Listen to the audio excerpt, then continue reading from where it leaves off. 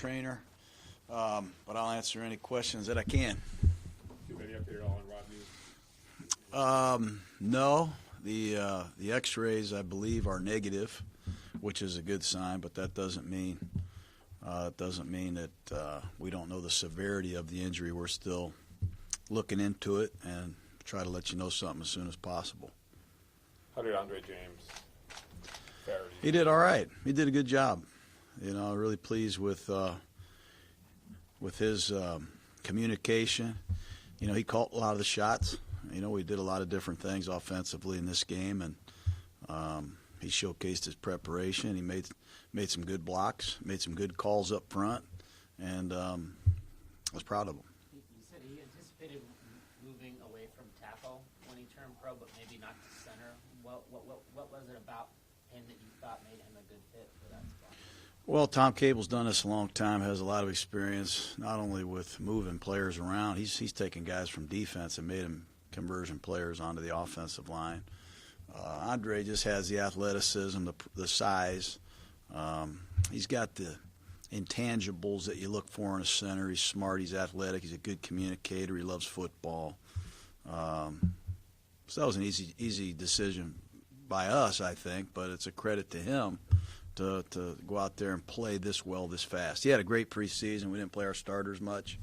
So if you look back on the value of preseason football, it's for guys like Andre James to get themselves acclimated to a new position, and it certainly paid off. It's the second time now in 2 weeks that you've done that. You've replaced a real key guy with someone that hadn't had a lot of experience or hadn't played in a while. It was Sharp last week and then James this week. Why is an environment in that room conducive to the guys plugging and playing? Well, I think you can say a lot about our team that way, not just the offensive line. You see Zay Jones come in, Trevor Davis come in, Andre James, David Sharp. I think it's a credit to the assistant coaches, number one, the way they prepare these players, the way we practice, and the veterans on this team. They push the right buttons. They challenge these young guys to know their stuff, and it's a combination of a lot of things. But we've had a lot of young players step up, and hopefully that's a good thing for us down the road here. Derek's been pushing the ball downfield more, especially the last couple of weeks, than maybe he had in the past. Is that a matter of just confidence in the system or offensive line? What leads to the Well, we're seeing more man coverage. Green Bay played a lot of man-to-man coverage. So did Houston. And with that being said, you have some one-on-one matchups outside. You try to take advantage of some of those. We made some plays yesterday, but we left way too much out there, I think. We left a lot of big play opportunities out there. I think we should have made the plays, but it's a combination of who we're playing on defense, and oftentimes that impacts your play selection. Josh Morrow. He's being evaluated too. So we've got a lot of guys that are over there getting looked at. We did lose Justin Phillips, linebacker, for the season. He had a knee injury yesterday. So we're struggling at linebacker right now, obviously, with Markel Lee and Vontez's suspension. So we're going to probably be looking to shore up the linebacking position here in the next 48 hours. Is there a possibility that Markel could come back at some point? Yeah, this season? yep. But as you know, there's a rule. It's not just when he's ready; it's when the rules allow you to put him back up. So hopefully we can get him back up soon. It was a third down play. I think it was in the third quarter where it looked like they might have been short of the first. It was real close whether they got the first down or not. You looked like you maybe were going to challenge it. Did you get a good look at that? Was it Pete Johnson catch and a matter of not wanting to use your last challenge? I'm not very good at challenges. I threw the flag very well though yesterday. I launched it.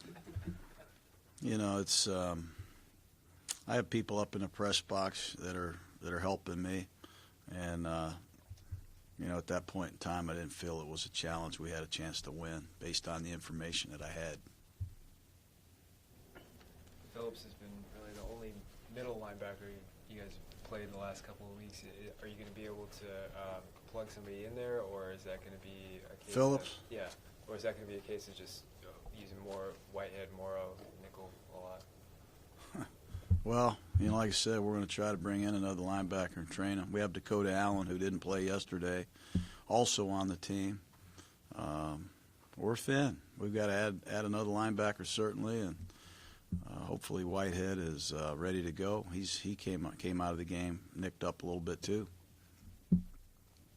There was some comments after the game, I think, from Key, who said that when they were trying to get down Watson, he was worried about slinging him and not falling on him. And you guys have had Crosby and Hurst have got these penalties that seem kind of questionable in terms of falling on guys. Are you totally differently teaching how to sack quarterbacks than maybe in the past? Do you have to do that now? Well, the pocket passer, obviously you can't sling them to the ground. You can't put your weight on them forcefully and plant them into the ground. That's something everybody coaches. But when you play a guy like Watson or Mahomes, a guy that's all over the place, you just have to do everything you can to possibly get him down, period. And I just walked away from the tape looking at Watson. He's something else now. He carried it 10 times. He scrambled another 10 or 12 times to throw the football. To answer your question, we do try to enforce as much etiquette as we can, within the rules. But you also got to be relentless in your pursuit of the quarterbacks, especially when they're able to extend plays like Watson is.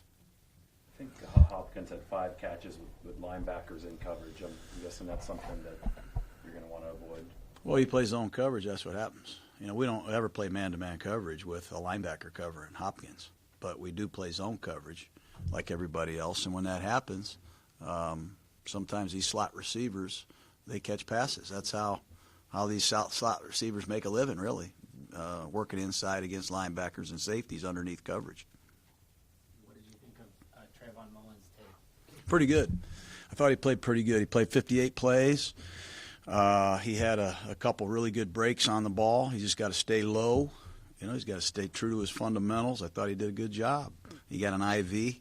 I don't think he was used to playing that much. But his debut went a lot better than mine, I'll say that. Any differences this week with not having a flight to plan for and getting to play? I'm going to actually have dinner with my wife Friday night. I kind of miss her. It's been tough. I've sarcastically had fun with it. I've never seen a team go 6 weeks without a home game. But we were able to withstand it. We won 2 out of 5. We would have liked to win 3 out of 5, but our guys are playing hard. And I think all the travel helped our team bond a little bit. It'd be pretty neat to play in our home stadium. We've got 8 or 9 players that have never played there. So it'll be a foreign experience once again for us. What is the message to those guys, John, the guys that weren't on this team when you started this road trip? The message is pretty much the same. We're just going to continue to work hard, from the way we lift weights to the way we sit in the meeting room, the way we practice, the way we keep learning football and getting to getting to know each other and hopefully raise the standards of this football team. That's what we're after. The offensive line, in general, has been good, but the pass protection, you guys haven't allowed a sack in 4 games. I think there was 3 total pressures yesterday. What is it about this unit that, despite the fact you have guys coming in and out, you guys have been able to be pretty tough up front? We've been playing pretty good. We've got balance. When you have balance, I think it's the hardest thing there is to defend. We're running the ball with some good success. We've got a really good young back. Our tight ends can all block. They're not one-dimensional players. We're staying out of third and ridiculously long situations. We've been in tight football games. And Derek's playing good, too. Don't underestimate how good Derek is playing. But Colton Miller has had a heck of a year. The right tackle is everything we thought he was. And our 2 guards, those 2 guards are players. And hopefully Rodney's back with us this week because he's the catalyst for everything. But we're balanced. We have good players. Guys prepare hard. They have a lot of pride. And Derek's playing good. So you missed some linebacker, but just overall, how are you guys approaching the trade deadline? How are we approaching it? Realistically, this is not, you don't just turn on the NFL Network and listen to all the rumors and believe they're all possibly achievable. You know, we're listening to the phone and we're making calls and we're seeing who's really available and what the price tag is. You know, when you do make a trade, you also have to inherit the contract and the ramifications of that. Some of these guys are going in on the last year of their contract. That's why they're being shopped. And when you make a trade, you have to inherit the responsibility of paying the players. And sometimes that's a decision that's tough to weigh. And then you got to decide how much you want to give up. Do you really want to give up your draft picks? So there's a lot of stuff going on here in the next 5 or 6 days. But we've made 3 trades. You know, we got Trevor in here, we got Zay Jones in here, and we traded Gary on to get a 3rd-round pick. So we have been pretty active compared to other teams. All right, guys. All right. Okay, guys. Have a good one.